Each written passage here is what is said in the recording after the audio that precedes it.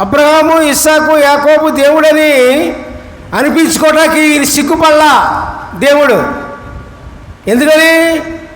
వాళ్ళ నీతి మార్గంలోనే, దేవుని మార్గంలోనే, దేవుని మాటలోనే, దేవునికి ఇష్టానుసారంగానే జీవించిన వాళ్ళు కనుక అబ్రహాము, ఇస్సాకు, యాకోబు వీళ్ళు నేను అబ్రహాం దేవుడిని అని చెప్తూ ఉన్నాడు, నేను ఇస్సాకు దేవుడిని అని చెప్తూ ఉన్నాడు, నేను యాకోబు దేవుడిని అని చెప్తూ ఉన్నాడు. దేవునికి స్తోత్రం. Hallelujah. Praise the Lord, praise the Lord. అట్లాగే పిల్లరా, మనల్ని ఫలానా వ్యక్తి వాళ్ళ దేవుడరు అని చెప్పుకునే అంత క్రియలు మన దగ్గర ఉన్నాయా? అబ్రహాముని, ఇస్సాకుని, యాకోబుని ఏ విధంగా దేవుడు, అబ్రహాము దేవుడును, ఇస్సాకు దేవుడును, యాకోబు దేవుడు అని చెప్పుకుంటున్నారో మనల్ని కూడా మా బిడ్డలు అన్న ఆలోచన దేవునికి వచ్చేలాగా మన ప్రవర్తన ఉంటుందా లేదా అది ఆలోచించండి. దేవునికి స్తోత్రం. హల్లెలూయా. Praise the lord.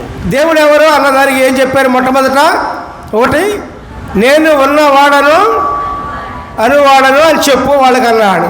తర్వాత రెండో పాయింట్, అబ్రహాము దేవుడను, ఇస్సాకు దేవుడను, యాకోబు దేవుడను అని మీ దగ్గర పంపించారని చెప్పు వాళ్ళకి, వాళ్ళు నమ్ముతారు. అర్థమైందా? ఒకవేళ దానికి కూడా నమ్మలేదనుకో ఏం చేస్తారు? మీరు ఏం చేస్తారు? చేతిలో ఏముంది? మోసే చేతిలో ఏముందండి? కర్ర ఉంది. కర్ర ఎందుకు ఉంది?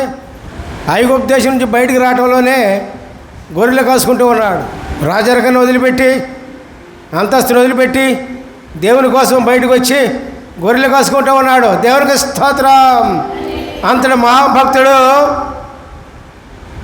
ఎవరో మోషే.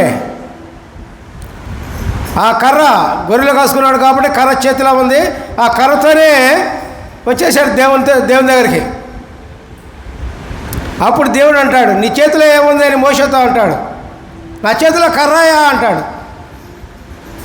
ఆ కర్రను కింద పడవే, ఆ కర్రను కింద పడవే, అది పాముగా మారుతుంది. దేవునికి స్తోత్రం.